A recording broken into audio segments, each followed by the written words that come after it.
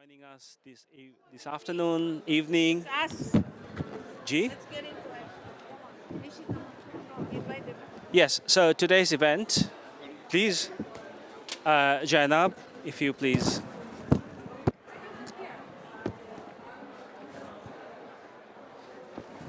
can put it on. So, quick background. Uh,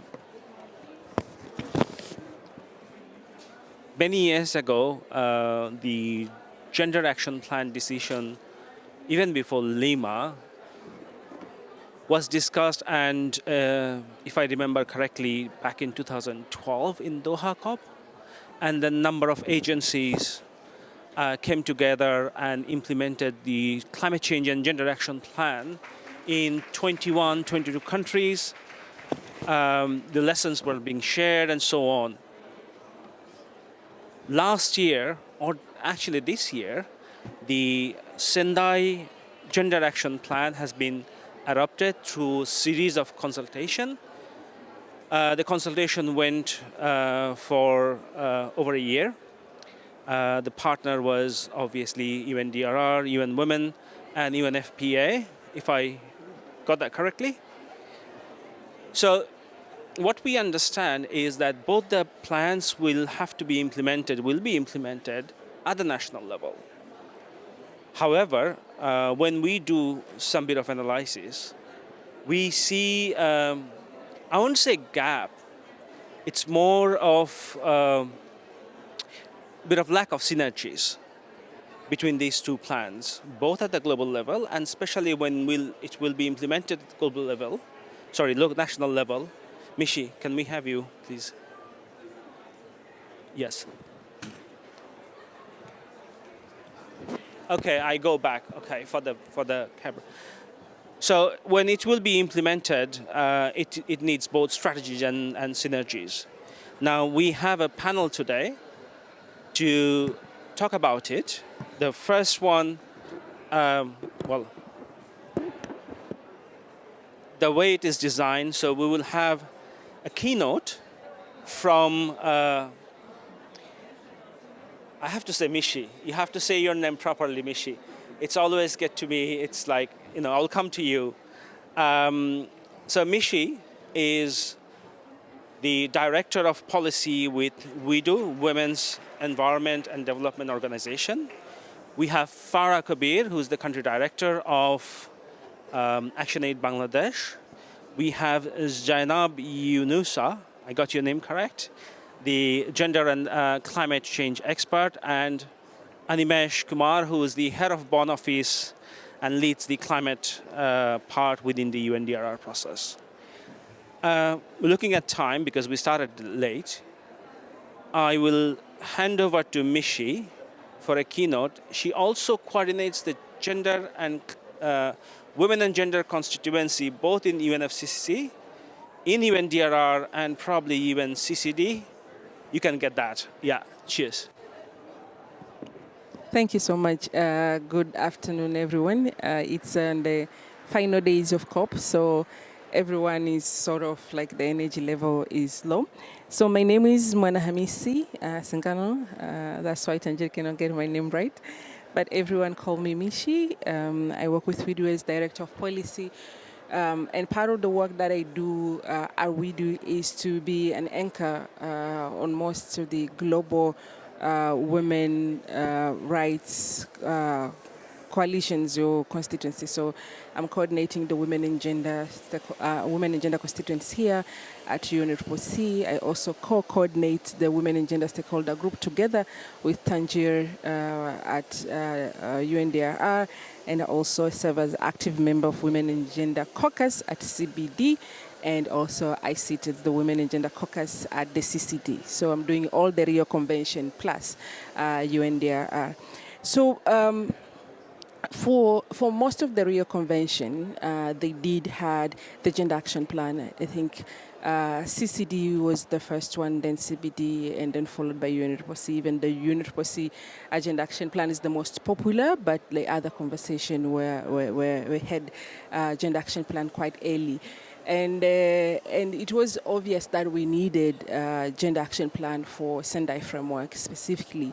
And this has been a cry for after the framework has been adopted, and this government decided to, in the CSW 66, they decided to have a part of the agreed conclusions to categorically say that for those conventions that they don't have action plans or process that they don't have action plan, including Sendai, to have one. And that was equally anchored in the GP7 in Bali. Part of the conclusion was also to facilitate. When we engage in the midterm review of the Sendai framework, one of the areas that came out quite clearly in terms of like the progress that had not been made is the inclusion of women in the disaster risk reduction at country level, but also the lack of gender disaggregated data to assess the extent to which impact have been felt by diverse groups within society. Most governments and countries just end up collecting number of men and women, girls and boys, for example, impacted, but doesn't go beyond that in terms of like, are these women from rural community? Are these from urban poor women? Or are these farming communities, etc.? So those are sort of like the gap that we have highlighted. And of course, financing doesn't trickle down, doesn't address or doesn't reach communities that are doing exceptional work in building resilience communities. And the other aspect that was highlighted, that there was a challenge in building back, especially to the household that have been heavily headed by women.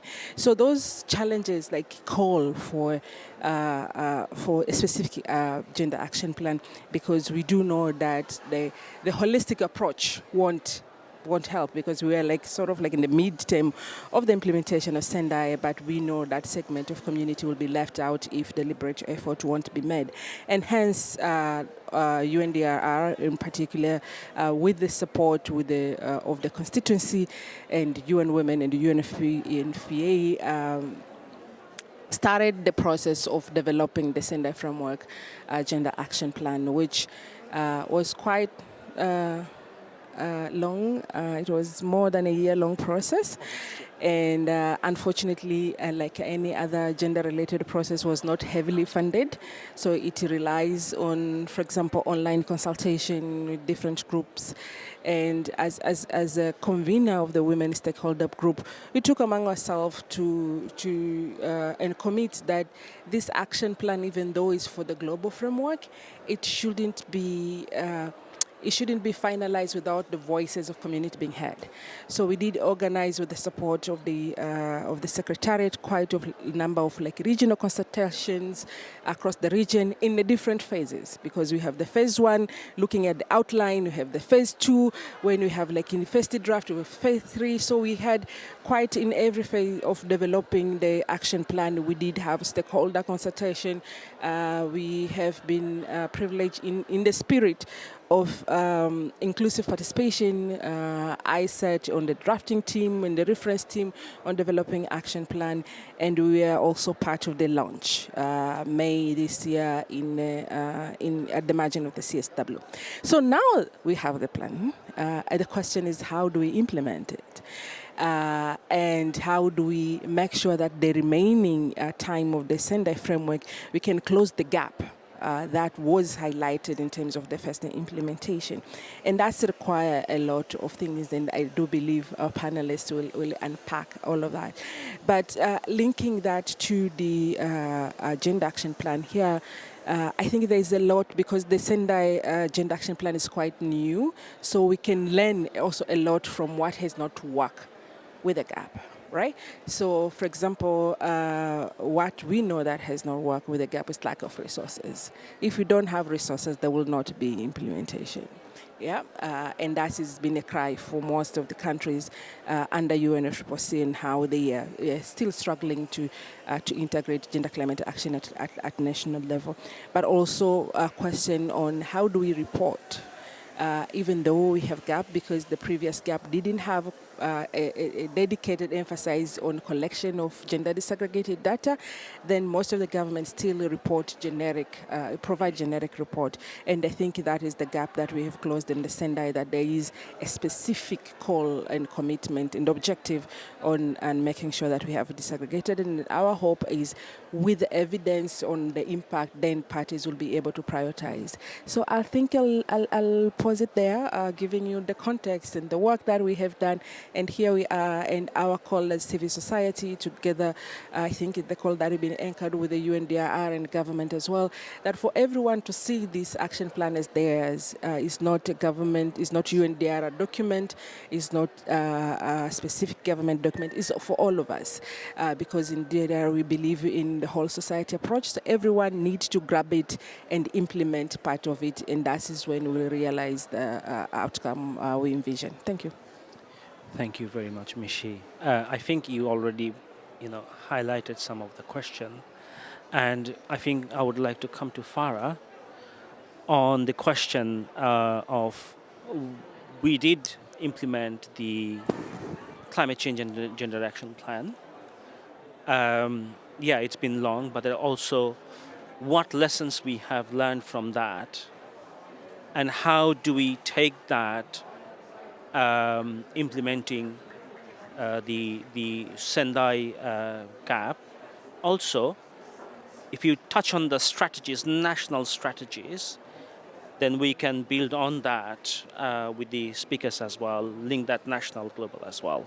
Thank you. Thank you, Mishi. That was quite comprehensive, and thank you, Tanzir, for inviting me.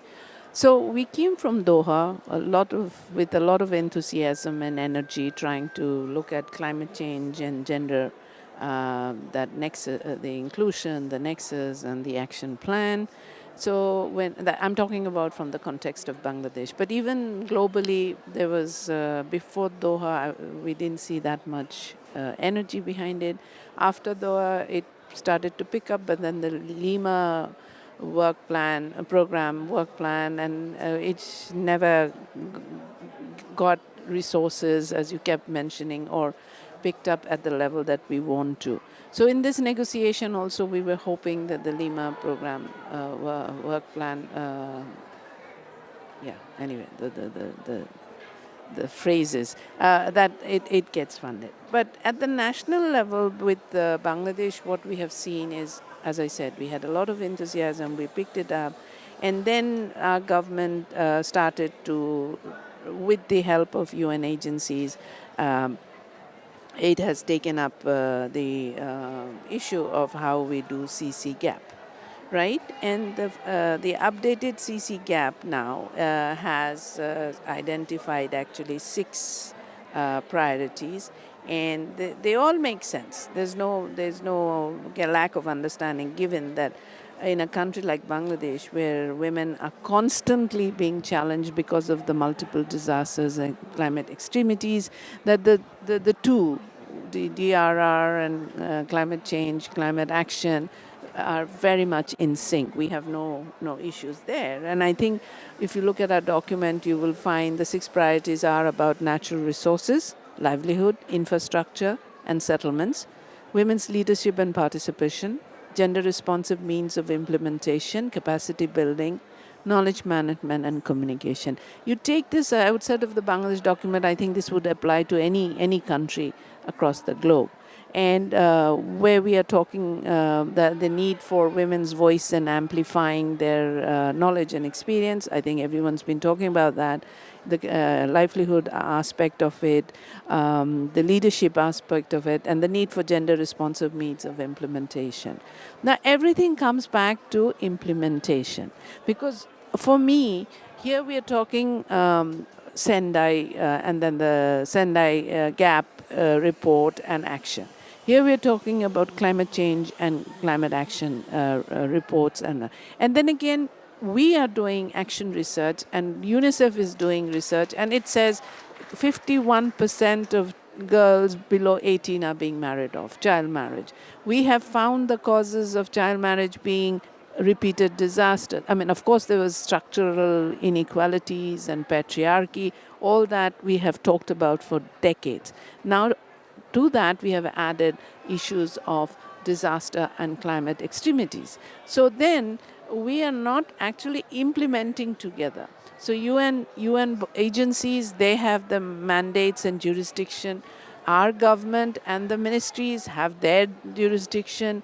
And it hurts me, it pains me to see that while we try to bring them to the same table and repeatedly share the need that implementation has to be designed collectively in a cohesive manner, and of course it needs to be resourced and funded, we find that that doesn't happen. What we find is resources are made available as a reaction to disasters. But the preparedness part, the anticipatory action part, it's still got to go a long way. And like a country like Bangladesh, we have to deal with resource constraint. And even within that, we are already spending $16 million every day in addition to our annual to respond to the disasters. So what happens is in this whole discussion, planning, budget, gender and inclusion gets compromised, unfortunately. And the gender responsive public services are being compromised, and when you come, wow, that's a competition. Exactly the kind of competition gender budget, gender responsive public services gets from the rest of the issues and poverty, lack of livelihood, displacement, and so on. But each one of them you have to put in the gender lens, and this is where we need to work more closely. And I'm glad that you put this panel together, and we need to go forward with those kinds of commitments. Let's see what we can get out of COP29, and maybe things will get dragged to the COP30, but the reality of the women and the girls and marginalized is now, it was yesterday, and it is tomorrow, that they are in a they are vulnerable. The good thing is they have an agency and they have tried and found solutions. They are finding solutions. They are not sitting with their hand on the face, or, they're not waiting for someone to rescue them. But we can't punish them for their resilience. Thank you. Thank you, Farah. For your sharing the national experiences, what happens in reality. And I want to come to Jainab. So what Farah shared in terms of, gender, the issue of gender and women being compromised at the policies, and when it comes to COP here, we see something very similar. How do we breach that? How do we challenge that? And the next question is what Mishi also mentioned about resourcing. What do you think in terms of missing strategies in terms of funding the gender action plans? Thank you very much. Thank you for having me. I will just try to share some of the ways that UNFPA is working around both of these gender action plans, and hopefully that answers your question to an extent. So for those who may not know, UNFPA is the UN Sexual and Reproductive Health Agency, and for UNFPA, the vision is a world where every childbirth is safe, every pregnancy is wanted, and every young person's potential is fulfilled. And we work around 3 transformative results that we are targeting by 2030, which is to end unmet needs for family planning, to end maternal mortality, and also to make sure that there is an end to gender-based violence, including and harmful practices, including child marriage and FGM, female genital mutilation. And now when it comes to the Gender Action Plan, and both with the Climate Change Gender Action Plan and the DRR Gender Action Plan, the issue of resourcing is, I think, is an issue that is pervasive at all levels. And so what we try to do in some of our advocacy program policy implementation efforts is the value proposition of UNFPA, that our work in climate change is at the intersection of gender and sexual and reproductive health and rights. And so at national level, we try to ensure multi-sectoral collaboration. And so there's a project that we are implementing at the moment is on gender transformative adaptation for national actors, non-state and state actors, and it's focusing in the East and Southern Africa countries. And we try to, one of the activities is capacity building workshop, where we try to bring stakeholders at national level, that's government, from different ministries. We have ministries of finance, ministry of health, disaster, gender, youth, come on to the table to sort of, we start by creating this awareness, because firstly, when it comes to sexual and reproductive health and rights, there seems to be that there's not enough awareness as to how that intersects with the climate crisis. And then when we start with that, then we get to the issue of moving forward in terms of implementation.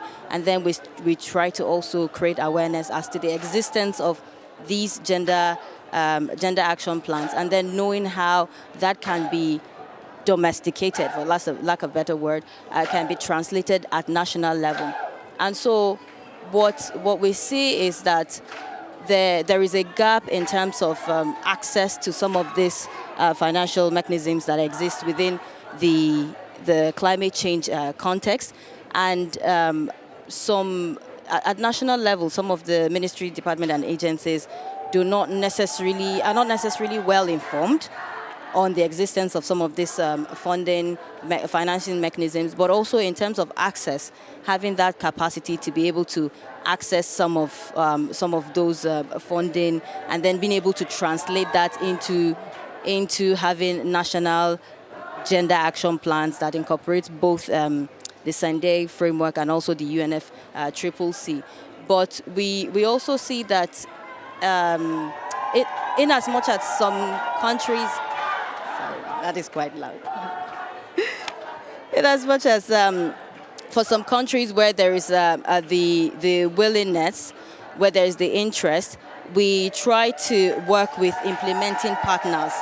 So we several implementing partners that focus on different aspects of the gender action plan. For instance, we have the climate change gender action plan that has different priority areas, and we have the Sendai that has different objectives. So we collaborate with implementation partners that focus on certain aspects to be able to implement at national level. For instance, we're supporting some of our country offices are supporting the implementation of vulnerability assessments when we're talking about sex disaggregated data that also has gender consideration, being able to conduct these vulnerability assessments that also integrate sexual and reproductive health and rights indicators. We also have our country offices conducting research, trying to conduct research on the impact of climate change with SRHR, especially in conflict areas or with disasters that are climate-induced,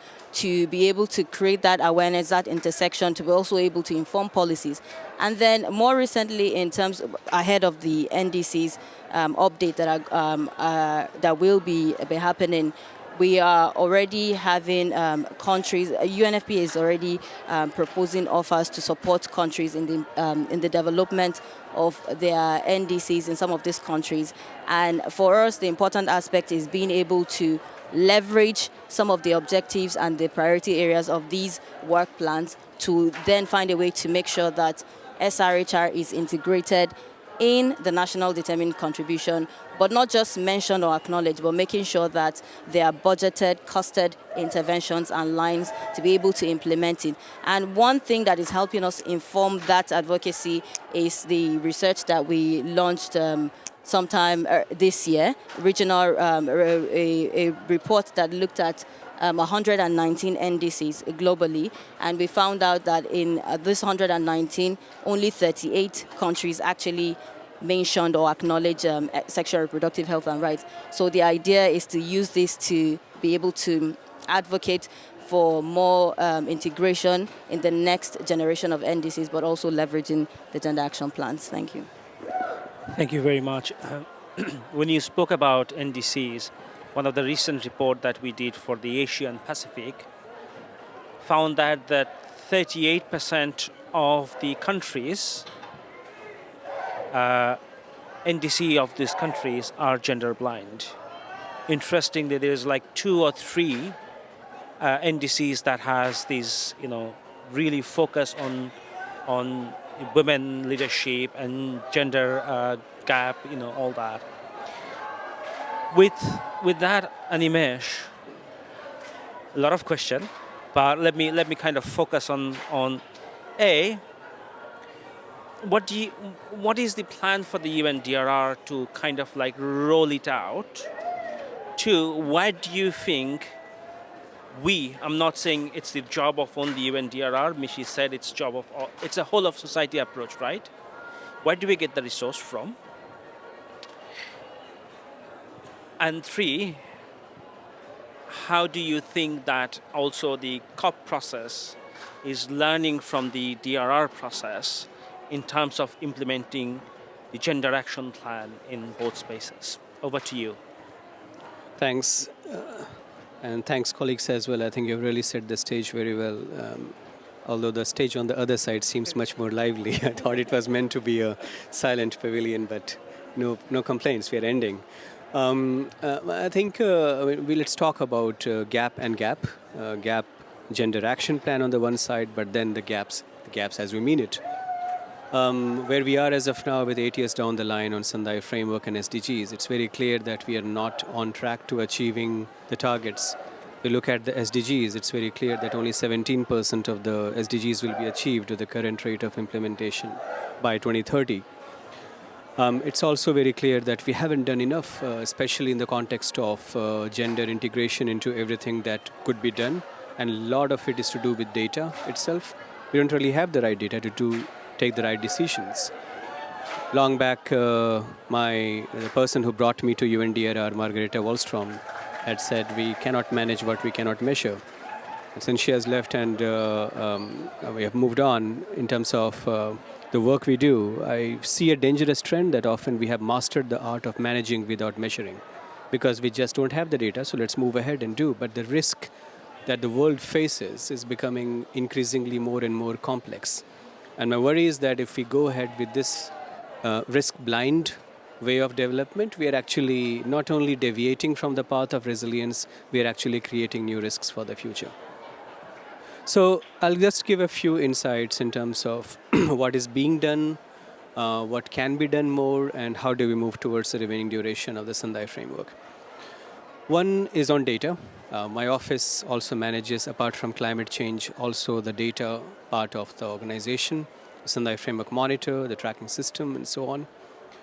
One of the things that we could not agree between 2015 and 2017, when the Sendai Framework indicators and targets were developed, was to make sex and age disaggregation mandatory. The reason that could not be made mandatory because the countries did not have sufficient data, and hence it was made a recommendation and not mandatory. As of now, we have 163 countries that are reporting against Sendai Framework and by extension into SDGs. Only 66 countries are reporting on sex disaggregated data as of now. This shows that 100 countries are not reporting. They're reporting, but they're not reporting on sex and age disaggregated data. And that's for us leaves a big gap because as the risk is becoming more complex, vulnerability is also becoming more complex. If we don't have the right data, we can't manage the intersectionality that is required in terms of our action and response. To make that happen to a great extent, because whenever we ask a country, why do you don't report on sex and age disaggregation, they say that we don't have the data. And often the reason why they don't have the data is that at the point of collection of the data at the event site, they merge it. And if they merge at the first point of collection, it's very difficult to disaggregate it as we move upwards. What we are doing now is that UNDRR has been managing an old system called Disinventar, which is a tracking system for disaster events. We are now revamping the whole system to become a tracking system for loss and damage. And one of the defining features of this new tracking system will be disaggregation. Disaggregation by hazard, by sex, age, disability, income, geography, and so on. It goes down to the lowest lowest administrative unit in each of the countries, and it will help governments in terms of providing the right standards, methods, and capacity to collect the data, and hence it will remain disaggregated unless we aggregate. So that option will be there. As of now, the current system does not provide that option. That would be a big push because we are offering this data also in the context of loss and damage financing. If we have the right data, we can quantify our losses. If we can quantify our losses, we can provide the evidence base of how much we are losing, and that evidence base is the basic critical factor to access financing. I have spent my last 10 days in this COP talking to dozens and dozens of governments in the context of Santiago network that we host. And the first demand the countries are making is data. Like, we want to access the fund, we want to access the GCF and so on, but we don't have the right information in place. And this tracking system through the Santiago network as well can provide that evidence base to be able to have the right information as the first starting point. The second thing where there is a gap, but some action is being taken, is in terms of policy. Last year, when we did the midterm review of the Sendai framework, that also coincided with the global stocktake of the Paris Agreement. Just like 2015 was the year when we had 3 different international frameworks and agreements endorsed in the same year, 2023 was also the year when the midterm review of Sendai framework of the SDGs and the global stocktake of the Paris Agreement happened. And there were 2 defining features, 2 defining common findings from the 2 stocktakes. 1, we are off track, and 2, we are siloed in our approach. To make this work, what we are doing is to offer a risk-based approach to policy coherence, to translate global policy coherence into national planning and action. DRR has floated a program called Comprehensive Risk Management Program, which offers the necessary capacity, tools for countries to integrate, and if not integrate, coherently implement their adaptation plans and disaster reduction plans. As of now, 131 countries have a DRR plan, and 60 countries have an app. If we are moving forward the call to action from GST to have all the parties having an app by next year, they will need to build upon what exists, and what exists is the DRR plan. There are countries where they have neither a DRR plan nor an app. Can they do it together? Can they co-create these plans? And where they have both, there are countries that have both DRR plan and adaptation plan. Can they implement it together? And it is important because we talk about financing limitations, but then we fragment our institutional responses to it. And comprehensive risk management approaches offers that institutional coherence to maximize the resources that we have. While doing so, it is very, very important that we use the gender disaggregation of data from the first point to make this policy basis much more informed. And finally, I would point to the need for women leadership. I'm very happy to sit on a panel today which has more women than men. That has not been a practice in this COP. I have refused to sit on the panels, which we call as manels, because there were no women, so I did not sit on them. Just having a woman moderator does not equate being, sometimes we just tick the box by saying, yeah, we have a woman moderator and hence it's a gender balance. No, we need equal representation, and that brings us to the question, why don't we have enough women on the panels? Because we don't have enough women in the leadership positions. And that's where, if I look across the whole world, out of 193 UN member states, how many Sendai focal points or how many DRR focal points in the world are women? I have 10 fingers enough in my hands to count them. I don't think a single Asia-Pacific country, for example, has a woman DRR focal point. There are a few in the Pacific. One of them has left, Wasiti. She was there in Fiji. She's left. We have Setsuko Saya in Japan who has left. So we really need to invest in women leadership because that has a pulling effect, that has a catalyzing impact on women leadership. But we do have the WinDRR project, WinDRR award, wherein we recognize women leadership not only in the governments, but also in the stakeholder groups to ensure that women leadership is something that we can invest further in. Moving ahead, just to conclude, way forward, 1, it's very important that gender action plan is reported against.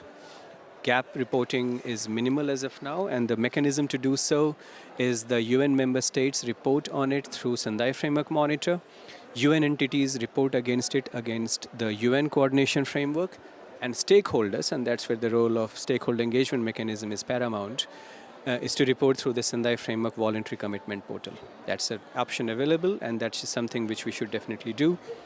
You have the option of accessing better finance through Santiago Network. I request every member of the stakeholder engagement mechanism and everybody sitting in this audience to join Santiago Network as a member, because it's only the member who can access funding to provide technical assistance to countries.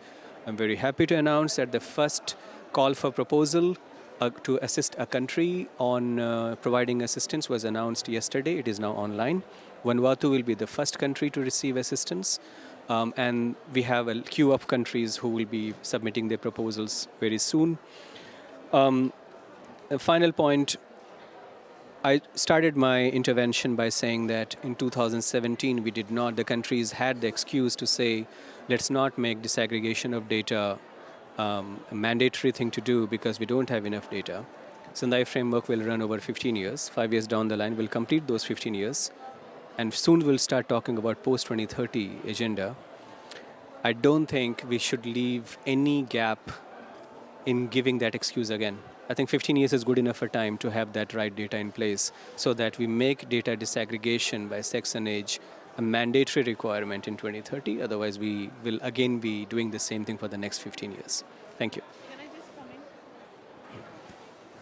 I know you all may be aware that we have had a major change in Bangladesh, and the student people's movement removed the former government, and we have an interim arrangement. So when all the interim advisors were taking charge of the ministries, one of the things we learned at a session, that there is no monitoring and evaluation of any of the projects. And that is why this data issue has not been prioritized. I have a question, it may be very naive, that why don't UN agencies make it mandatory that you have to give us this data? Even our national population consensus, if you go around, you will have one person. I will say we have 170 million. Tanzir will say we have 175 million. X will say we have 80 million. This is ridiculous in this day and age when there's digitalization, there's all that available. So what stops the UN agencies from saying that you have to give us these data? And based on any partnership at any level, this is one thing. Even for organizations like us, when we started responding to disaster, post-disaster, we sat with the community, brown paper exercise, and we did, what do you have? How many people do you have? This was the most rudimentary way of doing it. But we could do that in 2008. And 2025, we're still not getting it across. So what is the thing what will be the driver that will convince our policymakers and national policymakers? Maybe something you need to put a carrot and stick and say we won't work unless you give us the data. No, That's why I said it was naive. No, I think it's a very valid question, and the response is that as every intergovernmental process, it's a member state-driven process. It's a party-driven process, and we are driven by the wisdom of our member states. If they don't agree, we can't do anything about it. What we can do, given our mandate given to us by them, is to highlight the importance that what we cannot do if we don't have that data. So we have been highlighting this in every report that UNSG submits to the UN General Assembly, that these are the countries who have and who haven't been collecting gender disaggregated data. And we have also been raising the point that this is what we have been able to do, and we have not been able to do XYZ because we don't have that gender disaggregated data. And that raises the urgency. I would also sense that in the UNFCCC processes, gender has really come up in a very strong way. Global Stocktake has made very specific references to it. So I believe that shows that there is a bit of a push to have this data much more socialized. But I do also see the citizen-government partnership as a very important thing, because we have to depend on what the governments tell us, but what happens in country is the business of that country. So maybe if the government sees the reasoning, they would be able to use the data you hold, for example, and then submit to us. But the challenge with us is our limitation that we cannot use the data you have to report on behalf of the country. That's not the mandate we have. But if the country chooses to do so, give that your data to us, then it is official. We have to deal with the official data. That's the problem. Thank you. I know plenary is going on, and you'll all have to rush. We started late, doesn't mean that we will finish late. We're going to open for 2 questions. Quick, 1, 2, 1, please, and 2. Hi, thanks for a fantastic panel and for doing your best to ignore the party going on next to us. My name is Andrew. I'm with Church World Service, coming from New York, part of the ACT Alliance Ecumenical Delegation.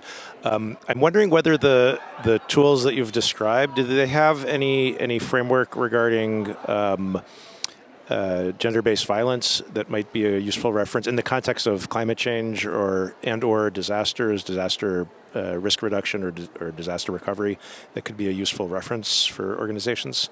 Thanks.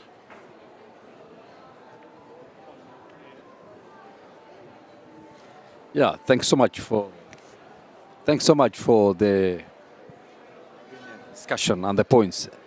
I have 2 questions. One is in terms of the Santiago framework or network. Who can access? Is it the government only, or it also includes humanitarian organizations? That's one. Number 2, you talked about countries reporting or countries reporting under the Sendai framework. You mentioned 163. Is this now globally, or there is also disaggregated data on geographically, regionally? Thank you. Okay, thank you. What we will do, Animesh, if you can quickly respond that question, and also 2 things. One, your takeaway from this discussion, and what do you advise for us to do? And with that question for all the panels, and we will do that as an action. We'll take an action point from there. Yeah, on gender-based violence, no. We don't have the data, nor is it being collected systematically. What we do have is some good data that UN agencies like UNFPA, UNICEF, and others have collected. But given that it's not an official indicator under Sendai framework or SDGs, we don't have that data. I think what will be important is that the tracking system that we are developing, which we have are in the process where we will be launching it in the next 3 months. I think that's an opportunity where we may consider including this, but that has some political sensitivities, because if the governments do not collect it, do not want to report, then we cannot do anything about it. But there is a lot of work that can be done through the civil society organizations on that. On the Sendai Framework Monitor, 163 countries, it's global, and we do have all the statistics by LDCs, SIDS, LLDCs, by region, geographic region, and so on. And not only that, we have also the specific data by countries, and we aggregate it by sub-regions and LDCs and SIDS. It gives us very interesting insights. Like yesterday, I was speaking in the Marrakesh Partnership, and I mentioned there that while we can celebrate the fact that global disaster mortality has declined by half in the last 20 years, and decade by decade, it's 51% of what it used to be earlier. It has not been so in LDCs, in the least developed countries. And that because we can say that because we have that data as of now. In fact, in the LDCs, the economic losses have been 6 times more than in the developed countries, proportionately. So we have that kind of statistics, which really creates a lot of demand. Santiago Network, yes, anybody in a country can apply. So it's not just limited to the governments, but there are 2 caveats. One, it needs to be endorsed by the government. The process of doing so is that anybody in a country, say a community-based organization or an NGO, can submit the request to the Santiago Network Secretariat seeking assistance. Then the Secretariat will reach out to the UNFCCC focal point of that country. Or if the country has identified the Santiago Network liaison officer, giving them 21 days to respond. In the 21 days, they can say, yes, go ahead, so we go ahead. In 21 days, they do not respond, we go ahead. If they say no, then we liaise with the government to identify what is the challenge and how it can work. But it's not that only governments will access, anybody can access. The second caveat is that the entity that submits the request for technical assistance is not the one who will get the funding. By submitting request for capacity, you have acknowledged that you don't have the capacity. So it goes to the member who applies against that call for proposal and gets the funding to support you in your area of work to provide. That's a business modality of Santiago Network. It's very much technical assistance oriented. My key takeaway from the whole discussion, I think we didn't spend enough time discussing finance. I think that's where it all stops. My very strong recommendation is that, building upon what I have been saying in Santiago Network as well, is that you don't get it if you don't ask for it. What is the ask on finance? Are we talking about a targeted approach? Is this the amount we need, or is that the percent we need over and above the existing DRR budget in the countries? We know that out of 100% of humanitarian funding, 4.1% goes to DRR. How much of that should go for gender? Do we know that? Do we have a gender tracker? Do we have a gender tag for budgets? If not, there is a problem, because then there is no political impetus to respond against. That target can be very arbitrary, but there needs to be a target. When there is a target, we move against. There was no 100 billion target, we couldn't have talked about trillions today. So a target always helps. And I can give you an example, like in the context of infrastructure resilience. They have calculated that the additionality of resilience over infrastructure project is 3%. So if you just need 3% more over your infrastructure cost, that's the cost of resilience. Once you do that, you get 4 times more return over the infrastructure project. And that tells a donor or a financing institution that this is what I need to invest additionally, and this is the return I get. Do we have the statistics for gender and financing? If you don't, you have 6 months to do so before global platform in 2025. Yeah. Yes. Mishi, what should we do before global platform? Your takeaway and suggestion. All right. So possibly before takeaway, just wanted to echo on the question on the violence,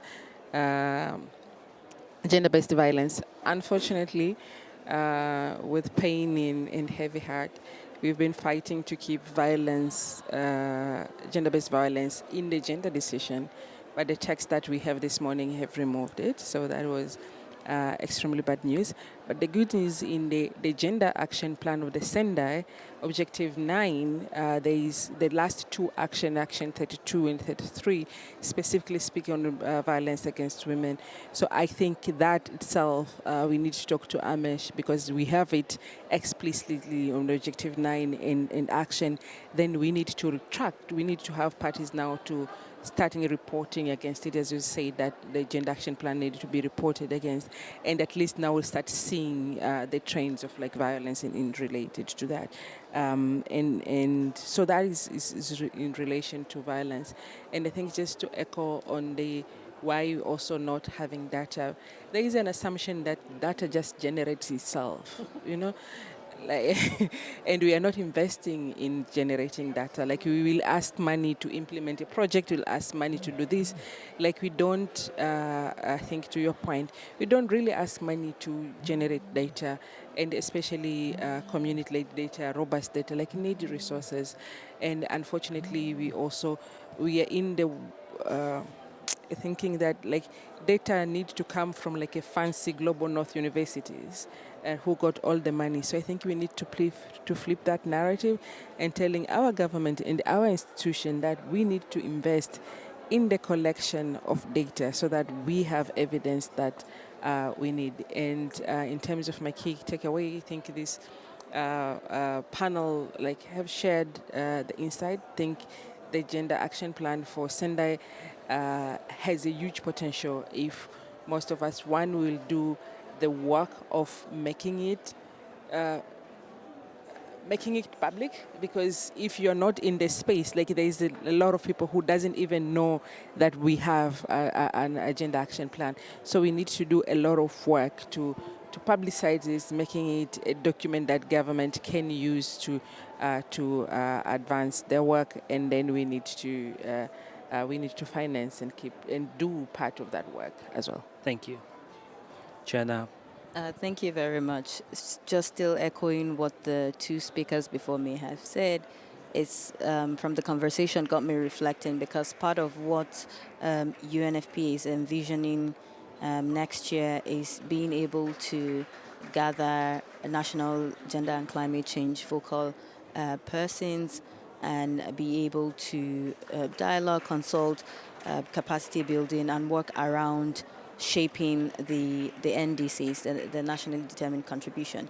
And so it then brings to mind the aspect where we can leverage some of the objectives of the Sunday work program, but also start thinking about the new gender action plan, the UNFCCC gender action plan, and being able to make sure that we manage to incorporate aspects around disaster risk reduction, data like Mishi says, conducting vulnerability assessments, adaptation assessments that integrate gender data, including sexual and reproductive health and rights, because not until we have this data, we have this evidence, can we make demands of finance like the speaker from DRR said, and also be able to inform some of these policies and commitments at national level. So yeah, thank you. Thank you.